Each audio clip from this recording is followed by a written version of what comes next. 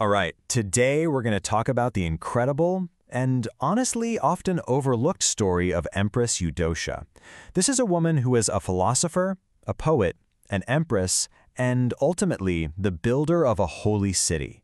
It's an amazing tale of intellect, power, faith, and, well, total reinvention. And this is the central question of her life, isn't it?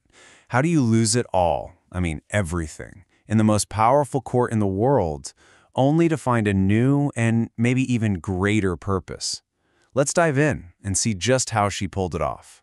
So, our story doesn't begin in some grand palace. Nope, it starts in Athens, with a brilliant young scholar who is about to go on one of the most remarkable journeys you can imagine in the late Roman Empire. You have to understand the change she went through was just immense. On one hand, you have Athenize, the philosopher's daughter, soaked in classical Greek literature and learning. But to take the throne, she had to become Eudocia. That meant converting to Christianity, taking a whole new name, and stepping into the gilded and frankly treacherous world of the imperial court. We're talking about a complete reinvention of who she was. And get this, it all happened so fast. She was born around the year 401. By the early 420s, she shows up in Constantinople just trying to get help with an inheritance dispute.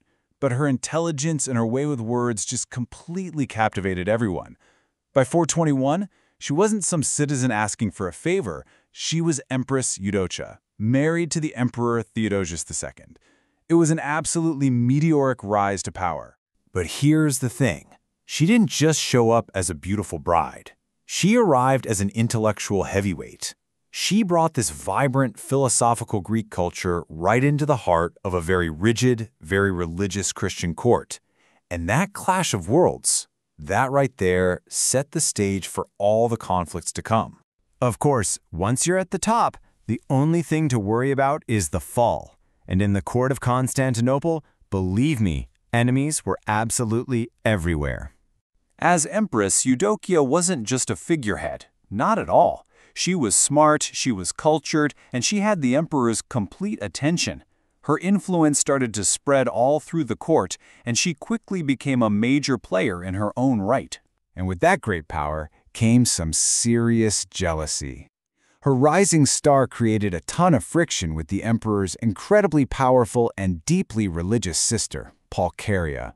A rivalry was definitely brewing, and it was one that would end up changing the entire course of Eudocia's life. This quote really just nails the heart of the problem.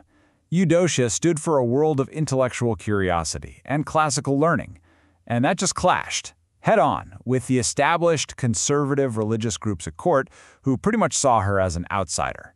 She was a philosopher in a world that was increasingly being defined by very strict dogma. And then came this year, 443.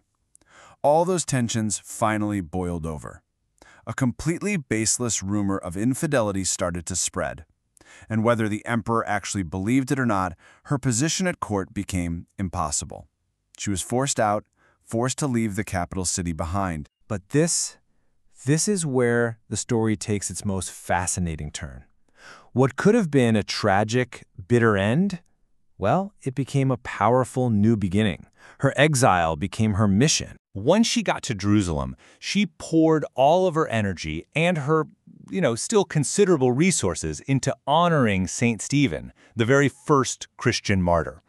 She didn't just sit and pray. She took action. She used her imperial status to fund a magnificent basilica in his honor, and she personally oversaw the transfer of his sacred relics.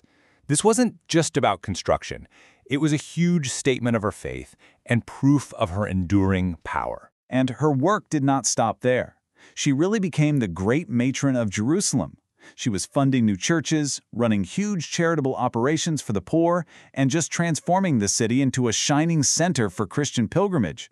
And in a move that really shows you how complex she was, back in 438, she even briefly allowed Jews to return and worship in the city, which was a remarkable, if short-lived gesture that really set her apart. So when you look back, her life was truly split into two distinct yet equally powerful halves. You had the brilliant empress in Constantinople, and then you had the pious matron of Jerusalem. Her whole life really rested on these two pillars. First, her erudition, that incredible intellect that made her a writer of epic poems, not just a sponsor of them. And second, her profound piety, that deep, driving faith that led her to literally reshape a holy city through her own devotion and charity. And in the year 460, her journey came to a very fitting and poignant end. Empress Eudocia died in Jerusalem, the city she had made her own. She was laid to rest inside the Church of St. Stephen, a final, powerful symbol of her legacy, forever a part of the very landmark that she herself had created. You know, Eudocia's story leaves us with this fundamental question about what influence really is. What is true power? Is it the temporary authority you get from sitting on an imperial throne? Or is it the lasting, tangible legacy of building something sacred that outlives you by centuries? That's definitely something to think about.